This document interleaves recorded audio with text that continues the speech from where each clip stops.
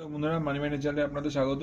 আজকের ভিডিওতে আমি অ্যামাগি মিডিয়া ল্যাবসের আইপিও যে ট্রেন্ডটা, জিএমপি ট্রেন্ডটা, সেটা আমি এখানে আলোচনা করবো। কারণ কি, জিএমপি ট্রেন্ডে একটা ফল দেখতে বেশি, সেটাই আমি আলোচনা করছি। দেখতে পাচ্ছেন, 14 তারিখে জিএমপি ছিল 29 টাকাতে, 15 তারিখে জিএমপি হয়ে যায় 27 টাকায় ডাউনফল।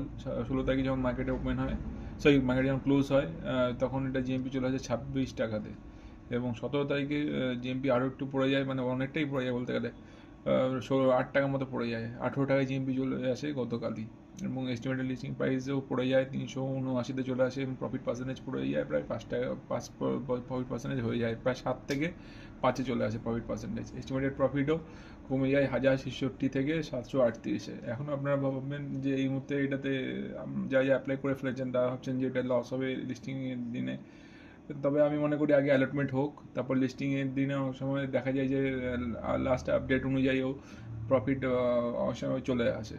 মানে যেহেতু কিউআইবি সাবস্ক্রিপশন ভালোই হয়েছে, 33+ টাইমস মতন হয়েছে, তো সেই অনুযায়ী আশা করছি প্রফিট হবে, ভালোই হবে। কিন্তু খুব ভালো কিছু এখানে প্রফিট হবে না, তো ওই 10-15% ধরে রাখতে পারেন। আর নেগেটিভ লিস্টিং হলে সেটা দেখা যাবে তখন কী করা যায়, আর সেটা নিয়ে আমি আলাদা ভিডিও বানিয়েও দেবো। আর আজকে এই ভিডিওটা এই পর্যন্তই। কেমন লাগলো সেটা আমাকে কমেন্ট করে জানাবেন। যদি ভালো লাগে আমার চ্যানেলের ভিডিওগুলো, তো আমার চ্যানেলটা সাবস্ক্রাইব, শেয়ার, লাইক করে আমার পাশে থাকবেন এবং আমার চ্যানেলটা গ্রো করতে হেল্প করবেন। ধন্যবাদ।